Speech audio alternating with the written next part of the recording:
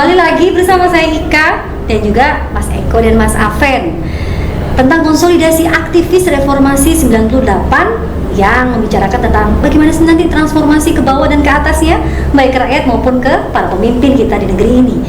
Dan pastinya tadi, kenapa sih kok harus digelar sekarang saat pasca reformasi, saat pasca pandemi saat ini? Secara ngomongin reformasi nggak usah nunggu besok atau 5 menit lagi atau sekarang ya sekarang. Kapan lagi kalau nggak sekarang? Dan kalau bukan kita, siapa lagi kalau bukan kita? Dia berucap gitu. Yang jelas tentang teknis pelaksanaannya, Mas Aven, kapan, di mana, berapa hari? Nah, monggo silakan. Jadi ini jadi sebenarnya kita sedang mengdraft untuk ini menjadi kegiatan yang 3 bulanan. Hanya saja soal lokasi 3 bulanan selanjutnya masih terus kita bicarakan karena jadi di kepanitiaan ini tidak ada koordinator atau siapa, yang ada tim perumus bersama.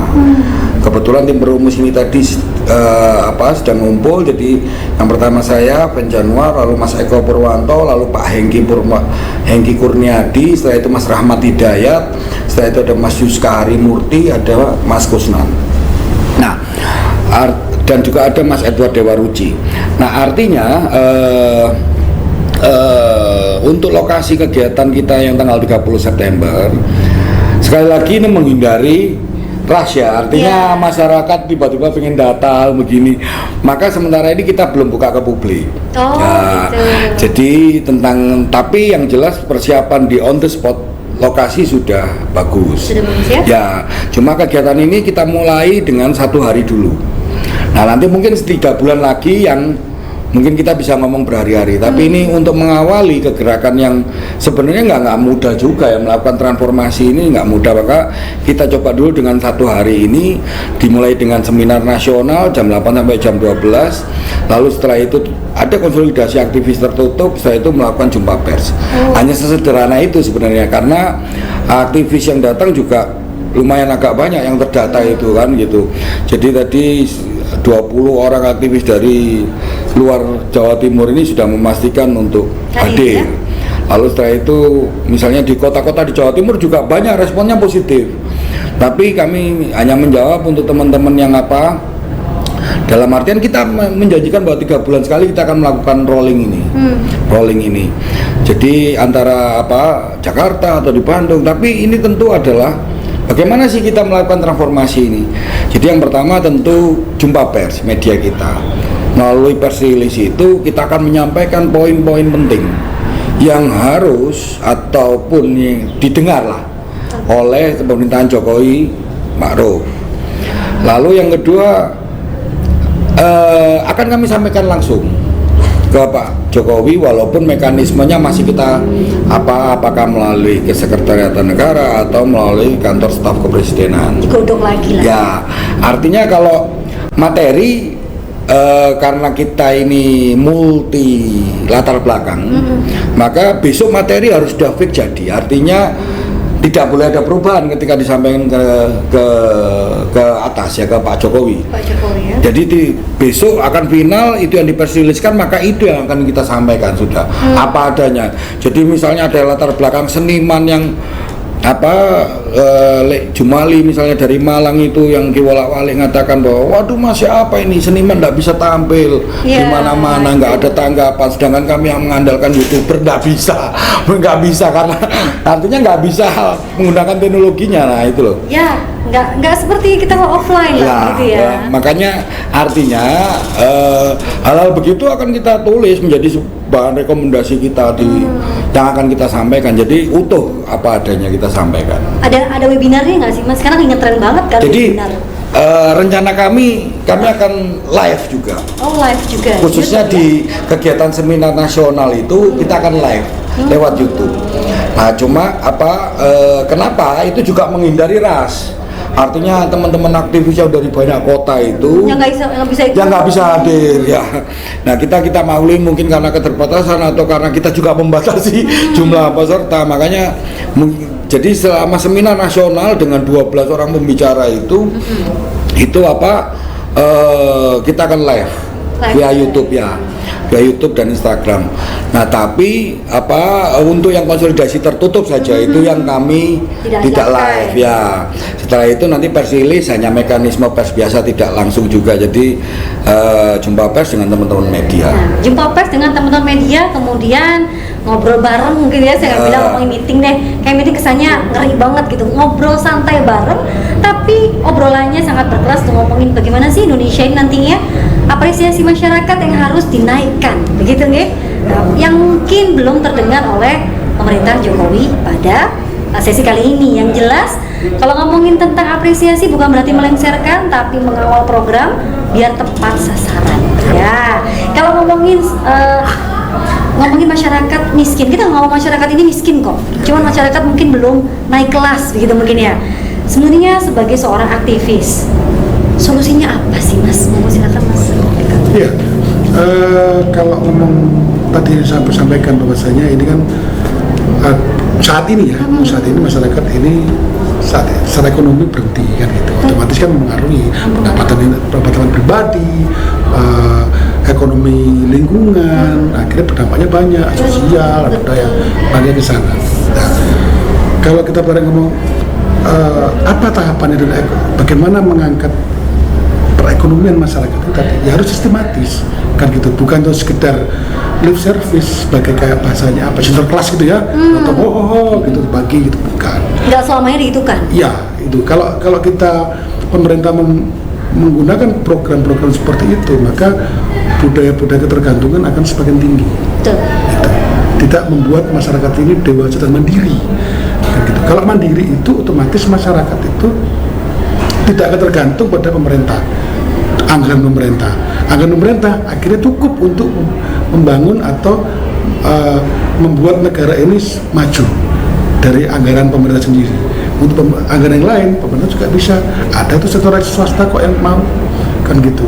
Kalau bahasanya kan ada CSR ya. Itu yang bisa kita manfaatkan untuk mensupport gerakan atau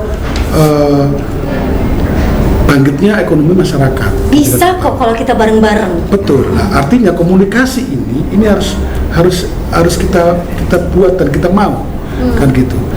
Nah, dengan acara ini adalah salah satu awal kita membangun komunikasi kembali dengan pemerintahan yang saat ini berjalan sendiri. Iya. Ya itu makanya kalau kita mulai dari Jawa Timur, Surabaya. Nah, tadi dikatakan Bung Alvin bahwa kita nggak berhenti di sini kan gitu terusnya. Hanya satu hari selesai webinar kelar, tidak itu. Seakan-akan menghabiskan anggaran. Ya, anggarannya banyak soalnya. Enggak lah. Artinya di sini kemandirian ini harus kita mulai. Betul. Bukan kita turun dari langit kita baru bergerak, bukan. Jangan memberikan ikan, berikan pancing. Ya, kita mulai dari situ. Artinya kemandirian ini coba kita bangkitkan dari bawah. Stimulus itu yang kita sampaikan. Ya. Masyarakat pasti sangat menerima dan sangat senang hati. Nggak usah kita beri bansos, tapi berilah kita. Ini ada pekerjaan. Mereka butuh pekerjaan. Itu yang dinantikan oleh masyarakat. Ya. Buka aksesnya.